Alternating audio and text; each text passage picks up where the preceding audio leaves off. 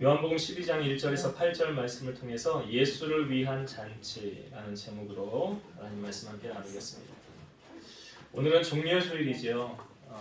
종려주일은 그 사순절의 이제 마지막 주간입니다. 그래서 오늘부터 고난 주간이 시작이 됩니다. 예수님께서 3년의 공생애를 마감하시고 예루살렘에 입성하셔서 한 주간을 보내시고 이번 주 금요일은 주님이 십자가에서 운명하신 성금요일로 지내게 됩니다. 그리고 사흘 뒤에 주일에 주님은 부활하십니다. 그래서 다음 주일은 사망 권세 이기고 부활하신 예수님께 부활주일로 우리가 예배를 드리게 됩니다. 오늘 본문은 마리아가 예수님께 향유를 부어드린 사건을 보여주고 있습니다. 마태복음과 마가복음에서는 이 향유를 예수님의 머리에 부어드렸다라고 말하고 있고요. 요한복음에서는 예수님의 발에 부어드렸다라고 보여주고 있습니다. 언제 이 일을 행하였습니까? 오늘 우리가 본문에 보니까 유월절 엿새 전에 행하였더라. 그러니까 예수님께서 예루살렘에 입성하기 바로 전날 이 사건이 있었습니다. 예수님은 이 사건을 행하시고 이제 마리아가 향유를 부으고 나서 그 다음날 예루살렘에 입성해서 베다니에 도착을 하게 되죠. 그러니까 입성하시기 전에 지금 베다니에 도착을 해서 일어났던 사건이에요. 예루살렘에 입성하기 전에. 베다니는 어디 있냐면 예루살렘 근처의 마을인데요. 예루살렘에서 동쪽으로 여리고로 가는 길목에 한 3km 떨어져 있는 감람산 남쪽 기슭에 위치한 작은 마을입니다. 베다니 하면 생각나는 사람들이 있습니다. 바로 죽었던 나사로를 다시 살리신 곳이죠. 그러니까 나사로의 집이 이곳에 있습니다. 나사로는 그 3남매로 구성되어지죠. 이 집은 그 마리아와 마르다 그리고 나사로 이렇게 셋이 살고 있는 집이죠. 그런데 예수님께서 이 가정을 얼마나 사랑하셨느냐, 얼마나 관심을 두고 있었느냐, 이 성경 구절을 우리에게 보여주는데요. 요한복음 11장 5절에 보면 예수께서 본래 마르다와 그 동생과 마리아죠. 그리고 나사로를 사랑하시더니 예수님께서 본래 사랑하셨다. 이걸 현대어 성경에서는 예수님께서는 마르다와 마리아와 나사로를 무척 사랑하셨다. 그러니까 예수님이 이렇게 무척 사랑하셨다는 것을 보여주고 있어요. 여러분 예수님 사역하실 때 보면 예수님을 시기하고 반대하는 그런 사람들도 있었어요. 대표적인 사람들이 서기관, 바리새인들이었죠. 반면에 이렇게 예수님을 사랑한 사람들도 있었더라. 물질로 섬기는 사람들도 있었고 주님 옆에서 계속 따라다니면서 말씀을 듣고 은혜를 받는 사람들도 있었더라. 그러니까 지금 이 나사로와 이 마리아와 마르다는 예수님의 큰 사랑에 빚을 진 사람들이에요. 나사로가 병이 들어 있었을 때 위독할 때 사람들을 보내서 예수님을 청하게 됩니다. 이런 말을 전하죠. 주여 보시옵소서 사랑하시는 자가 병들었나이다. 예수님께서 급히 가셔서 사랑하시니까 병을 고쳐주셔야 되는데 가시지 않아요. 이틀을 더 유하고 계시다가 이런 말씀을 하십니다. 우리 친구 나사로가 잠들었도다. 그러나 내가 가서 깨우러 가노라. 그러니까 제자들은 나사로가 정말 육신의 잠깐 든 잠으로 이해를 했다는 거죠. 예수님께서는 나사로가 죽었느니라 라고 말씀하세요. 그리고 내가 나사로를 깨우러 간다, 살리러 간다 라고 말씀하시는 거예요. 나사로의 죽음 앞에서 예수님은 그곳에 도착하셔서 이제 처음에 마르다가 나와서 주님이 여기 계셨더라면 우리 오라버니가 죽지 않았을 텐데요. 예수님이 이렇게 말하죠. 내 말을 믿으면 네가 하나님의 영광을 보리라 하지 않았느냐. 나는 부활이요 생명이라. 그러니까 나사로를 살리시기 전에 예수님께서 부활하신다는 것을 미리 메시지로 말씀을 선포해 주셨죠. 예수님의 심정이 나사로가 무덤에 들어가 있었을 때 성경 구절 가운데 가장 짧은 한 구절이 이거예요. 요한복음 11장 35절 예수께서 눈물을 흘리시더라. 이 한 구절. 근데 이 한 구절을 통해서 예수님의 마음이 어떻다는 것을 보여주잖아요. 나사로를 향한 간절한 사랑이 있었다는 것. 그 주님이 눈물을 흘리시고 난 다음에 사람들에게 그 무덤의 돌을 옮겨 놓으라 그래요. 그랬더니 마르다가 하는 말이 주여 죽은 지가 벌써 나흘이 되어서요 시체가 썩는 냄새가 납니다. 예수님이 네가 내 말을 믿으면 하나님의 영광을 보리라 하지 않았느냐 하고 무덤을 옮긴 다음에 예수님께서 이렇게 말씀하시죠. 나사로야 나오라. 그랬더니 죽었던 나사로가 다시 살아나서 이 붕대를 한 채로 밖을 나오게 됩니다. 그러니까 죽었던 나사로가 다시 살아나게 된 놀라운 기적과 은혜를 이 가정은 경험을 하게 된 거죠. 그러니까 받은 사랑이 너무나 크니까 그 사랑을 좀 갖고 싶었는데 마침 주님께 그 은혜를 갚을 수 있는 좋은 기회가 지금 온 거예요. 예수님께서 예루살렘에 입성하기 전에 나사로의 집에 머물게 된 것입니다. 자, 이곳에서 이 3남매는 과연 무엇을 했을까요? 자, 오늘 본문의 2절의 말씀을 우리가 다시 한번 보겠습니다. 요한복음 12장 2절입니다. 거기서 예수를 위하여 잔치할세 마르다는 일을 하고 나사로는 예수와 함께 앉은 자 중에 있더라. 앞부분에 보면 거기서 예수를 위하여 잔치할세. 지금 잔치의 주인공이 누굽니까? 예수님이에요. 여러분, 잔치는 어떨 때 합니까? 우리가 뭐 칠순잔치, 팔순잔치, 돌잔치 이런 거 하지요. 네. 어떤 기념을 하기 위한 잔치를 하는 거예요.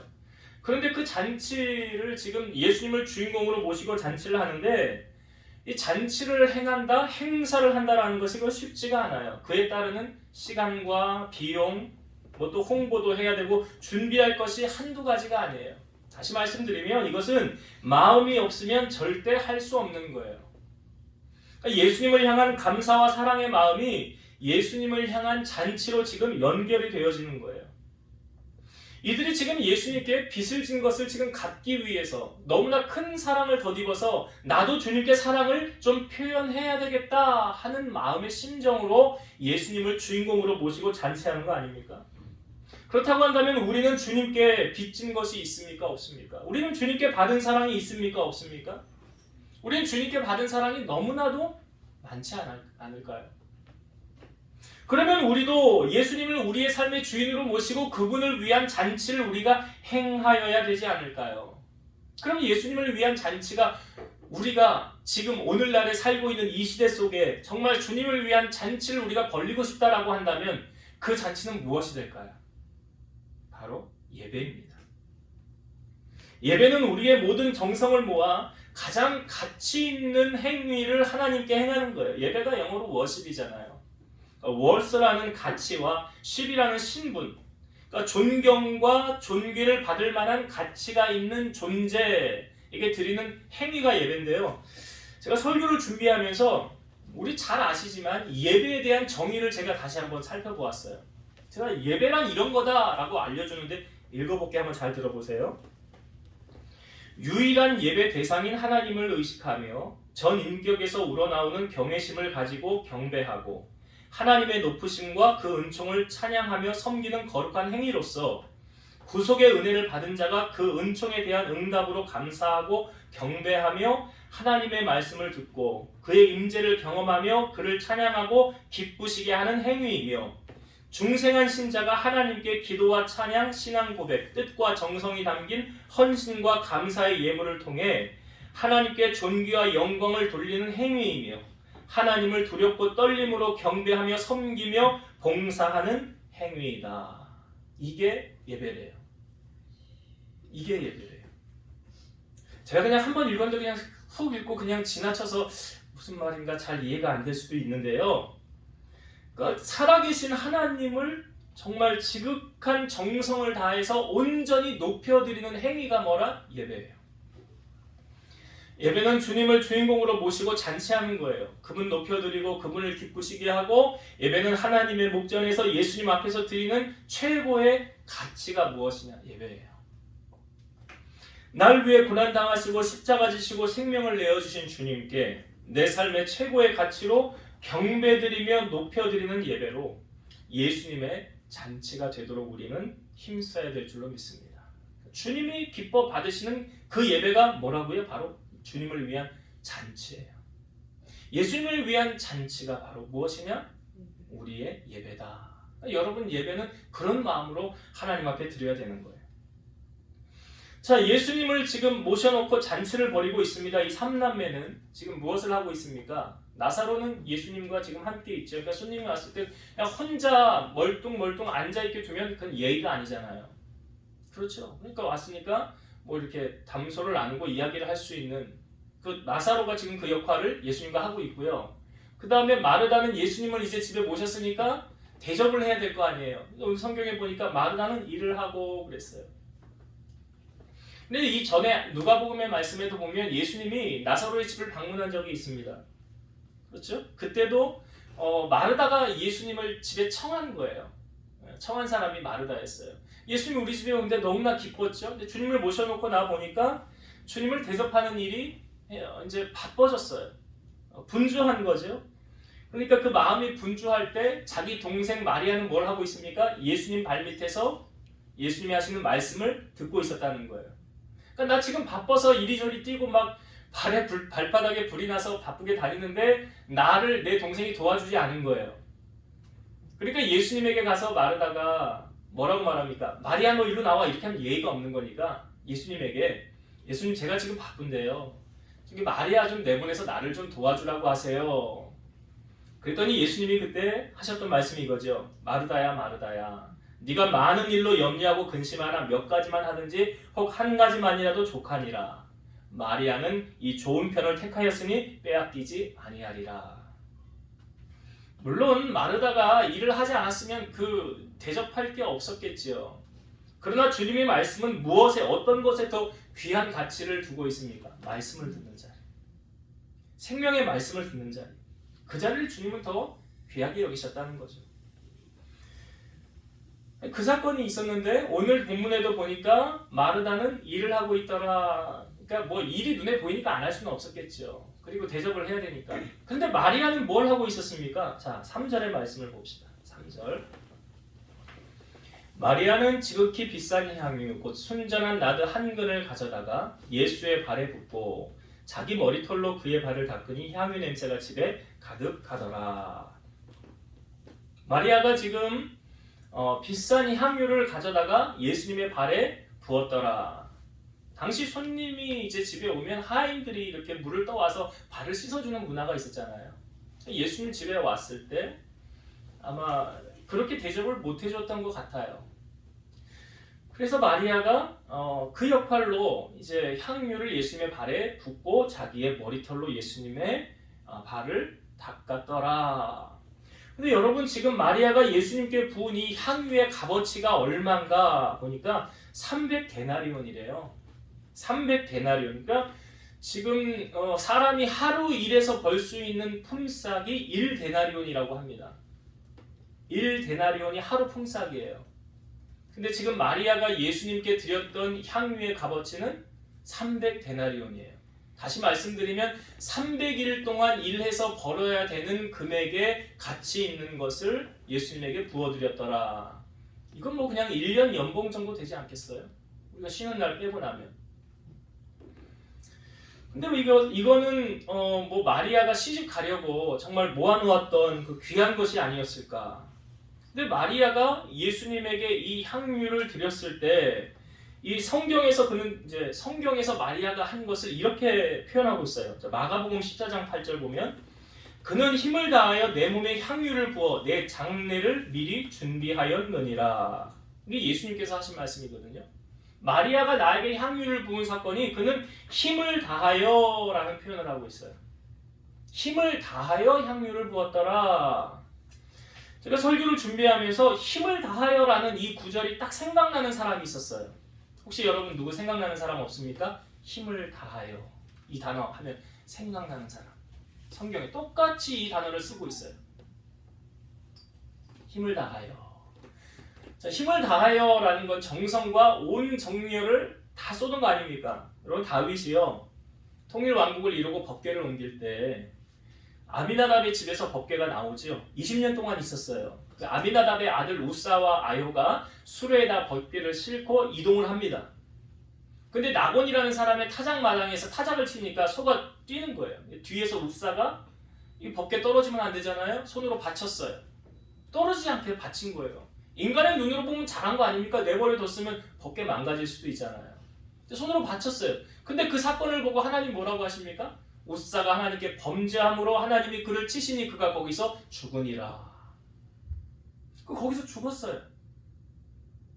그 다윗이 두려운 거예요. 아니 하나님 왜 웃사를 이렇게 쳐서 그 생명을 잃어버리게 생명을 앗아갑니까? 갑자기 두려움이 엄습해오는 거예요. 그러니까 다윗이 그 법궤를 다윗성으로 메어가지 않아요. 괜히 옮기다가 또 누군가 죽을 수 있잖아요. 자기가 될 수도 있잖아요. 근데 그 죽은 것은 하나님이 법궤를 옮길 때 정한 대로 하지 않은 거죠. 어떻게 법궤를 옮겨야 됩니까? 제사장이 4명이서 양쪽에 어깨에 메고 손으로 옮겨라 그랬어요. 근데 수레에다가 옮기니까 하나님이 정한 법이 아니었어요. 그러니까 하나님이 그럼 그 치셔서 거기서 즉사하는 거예요. 그리고 아무도 법궤를 메어가려고 하지 않을 때 이 법궤가 어디로 가냐면 가드 사람 오베데돔이라는 사람의 집에 가요. 가드 사람은 여러분 골리앗 아시잖아요. 그 지방 사람이에요. 블레셋 사람이라는 거예요. 이방 사람의 집에 이 법궤가 가게 됩니다. 그리고 사람들이 주시하죠. 어떻게 되나 보자. 저놈도 얼마 있으면 죽을 거라마. 그런데 소문이 들리기를 3개월 만에 오베데돔이 복을 받았대요. 복을 받은 게 성경에 보면 여호와의 괴로 말미암아 복을 받았더라. 저는 이렇게도 적용을 해요. 신앙생활한 지 3개월밖에 안 됐는데 하나님이 거기에 복을 쏟아 부어주셨더라. 20년 동안 예수 믿었는데 복을 못 받았더라. 아비나다. 3개월 만에 복을 받은 거예요. 오베데돔이. 그래서 다윗이 그 소식을 듣고 다시 그 법궤를 다윗성으로 옮겨갑니다. 자, 법궤를 옮길 때 다윗이 어떻게 했느냐? 사무엘하 6장 14절. 다윗이 여호와 앞에서 힘을 다하여 춤을 추는데 그때에 다윗이 베에봇을 입었더라. 다윗이 여호와 앞에서 뭘 다해요? 힘을 다하여. 지금 마리아가 예수님께 향유를 부었을 때 예수님이 말씀하신 거예요. 그는 힘을 다하여 내 몸에 향유를 부어 내 장례를 미리 준비하였느니라.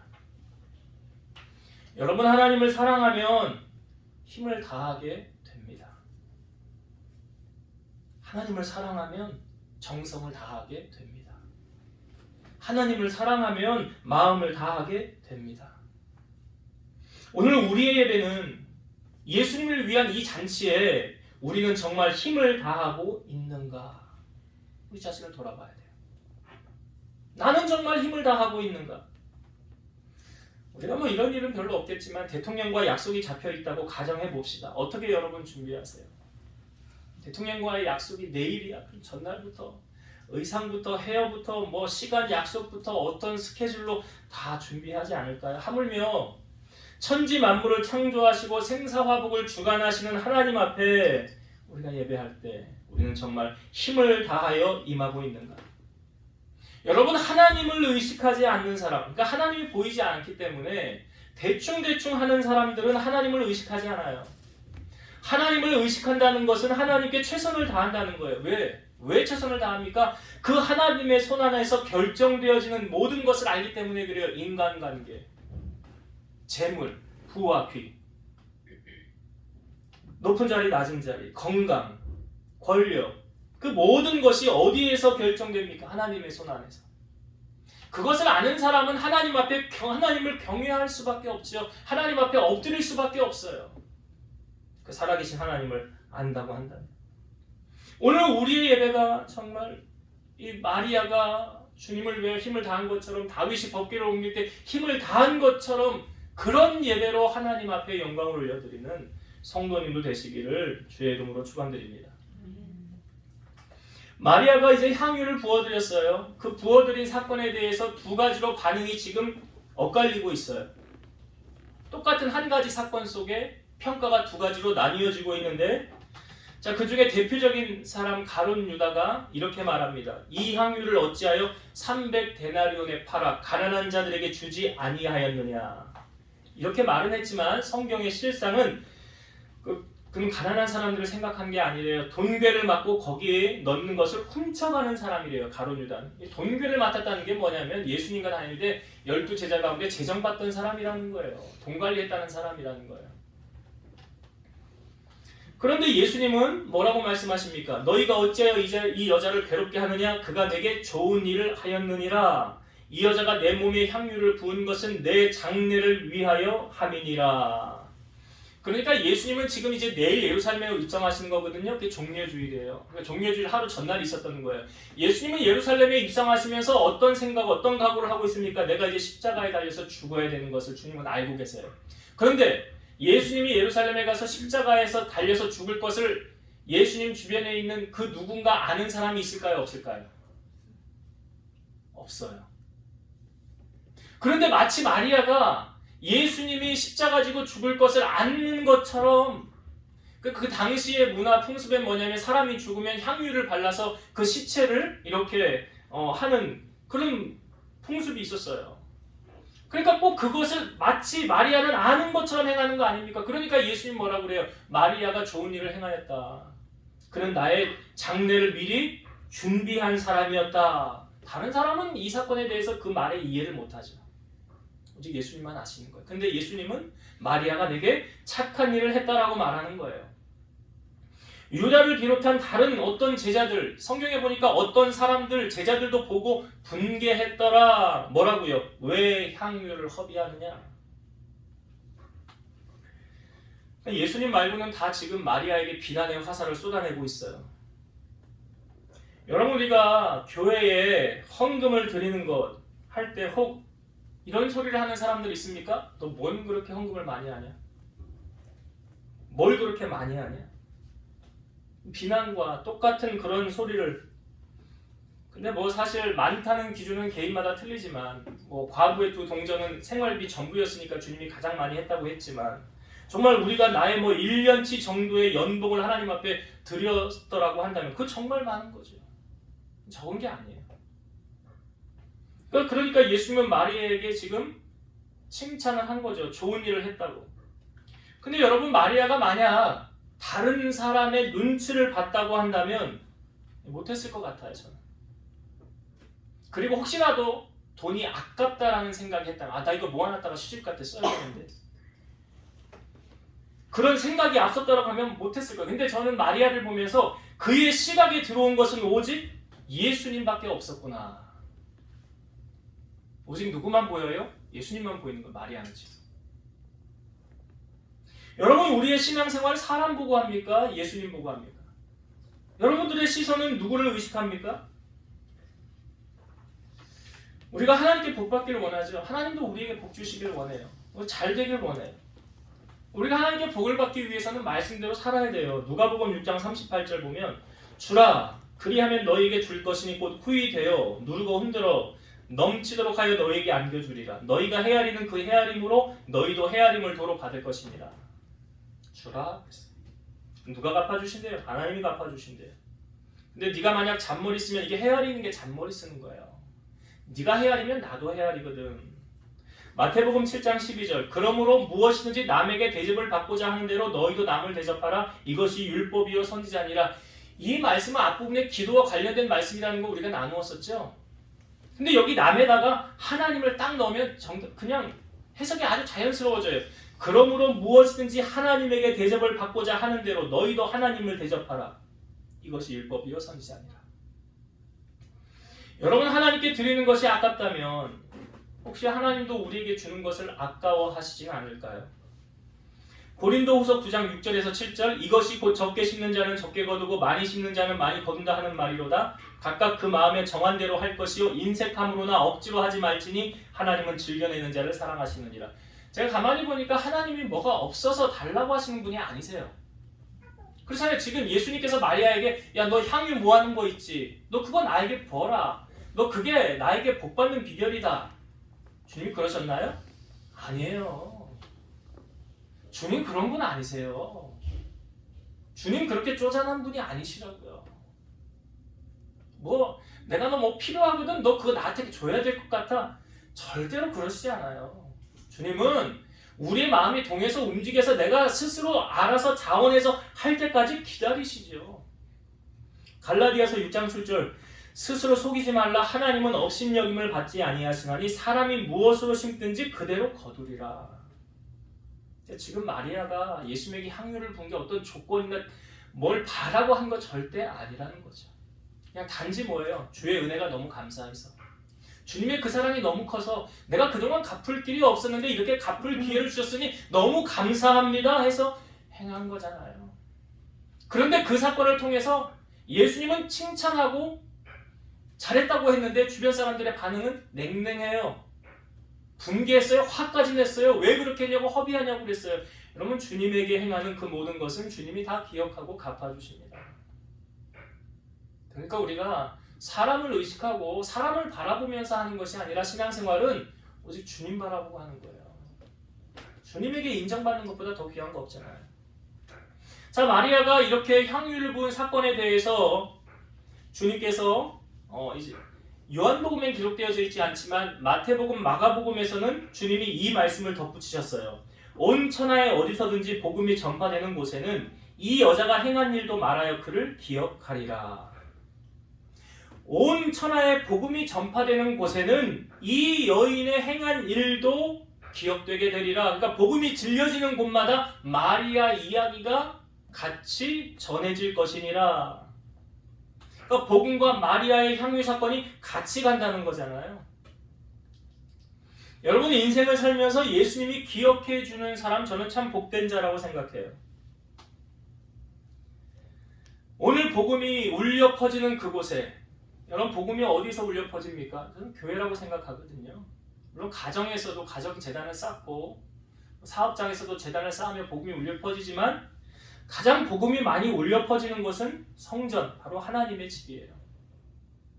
그 하나님의 집에서 복음이 퍼질 때 누군가 생각나는 사람이 있다면 복된 사람 아닐까요? 함께 비전교회 하면 생각나는 사람이 있다면 여러분, 누가 생각나십니까? 예수님의 지금 이 장사를 지낼 때 생각나는 사람, 예수님의 장사를 위해 미리 준비한 사람이 누구래요? 마리아래잖아요. 주님이 우리 교회를 보시면서 주님이 생각나는 사람이 누가 있을까? 주님께서 그 권사가 참 그렇게 헌신했었지, 나를 위해서. 그 집사가 그렇게 헌신했었지. 여러분, 하나님께서 인정하는 사람, 하나님께 기억되는 사람, 또 교우들에게 인정받는 사람, 참 복된 자라고 저는 생각이 들어요. 그러나 아무나 그렇게 생각해주고 인정해주지 않습니다. 오늘 마리아와 같은 이런 주님을 향한 헌신과 사랑이 있지 않다면, 오늘 마리아처럼 복음이 전파되는 그런 모든 곳에 마리아처럼 여러분들이 생각나는 사람이 됐으면 좋겠어요. 제가 설교를 준비하면서 찬양이 생각이 나서요. 이 찬양을 나누고 결론을 맺으려고 합니다. 바로 오늘 제가 나누고 싶은 찬양은 내게 있는 향유 옥합이라는 찬양이에요. 이 찬양은 오늘 본문에 우리에게 보여지는 마리아 그 사건을 아주 집약해서 보여주고 있어요. 제가 한번, 원래 3절까지 있는데 1절과 2절만 제가 불러볼게요. 내게 있는 향유 옥합 주께 가져와 그 발 위에 입 맞추고 깨뜨립니다.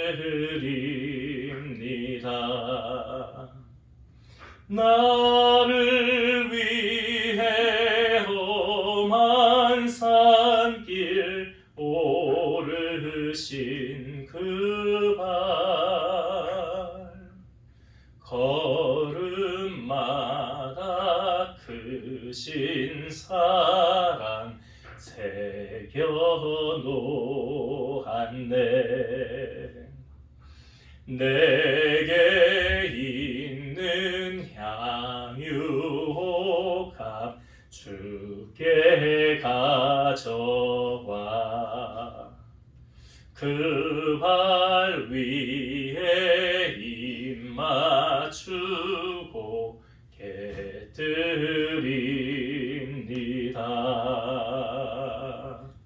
나를 위해 십자가에 오르신 그 발, 흘린 피로 나의 죄를 대속하셨네.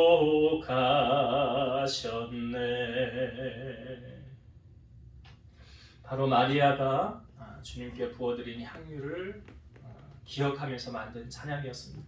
이제 말씀을 결론을 맺겠습니다. 여러분, 우리의 삶의 주인이 되시는 분이 바로 예수님이시죠. 그렇다고 한다면 오늘 우리가 주님께로 받은 사랑이 참 크고 깊다고 한다면 우리도 마리아가 그 세 가정이 삼남매가 주님을 위하여 잔치를 벌였던 것처럼 오늘 우리가 주님을 위하여 잔치를 벌려드려야 되지 않을까. 그 잔치는 오늘날로 무엇입니까? 바로 예배라는 거예요. 그러니까 예배는 주님을 위한 잔치가 되어야 되는 거예요. 근데 그 예배를 우리가 어떻게 드려야 하는가? 자, 마리아가 예수님께 향유를 드릴 때 어떻게 드렸어요? 힘을 다하여. 다윗이 법궤를 옮길 때 어떻게 했어요? 힘을 다하여. 여러분들이 하나님 앞에 예배 드릴 때 어떻게 해야 돼요? 힘을 다하여. 여러분 예배에 최선을 다하십시오. 우리 주님을 사랑할 때 어떻게 사랑하래요? 마음을 다하고 힘을 다하고 뜻을 다하여 주 너의 하나님을 사랑하라. 주님을 사랑할 수 있는 힘을 다하여 사랑하길 바라고요.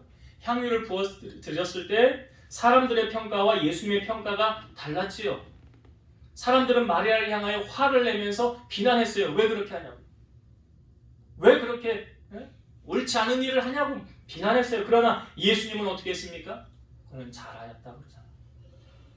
여러분, 사람들에게 인정받는 게 중요합니까? 예수님에게 인정받는 게 중요합니까? 누구에게 인정받기를 원하세요? 오늘 예수님이 마리아를 향하여 인정하셨어요. 칭찬하셨어요. 복음이 증거되는 곳마다 이 여인의 행한 일도 더불어 증거되리라. 그리고 그를 축복하셨어요. 바라기는 여러분, 우리 성도님들 한 사람 한 사람이 함께 비전교회 하면 생각나는 사람이 되었으면 좋겠어요. 주님이 기억하는 사람이 되었으면 좋겠어요. 나중 우리가 주님 앞에 다 섰을 때 주님께로부터 너는 내 집을 위하여 참 수고 많이 했느니라. 그런 칭찬을 다 듣는 우리 성도님 되시기를 주의 이름으로 축원드립니다. 기도하시겠습니다. 살아계셔서 역사하신 하나님 감사합니다.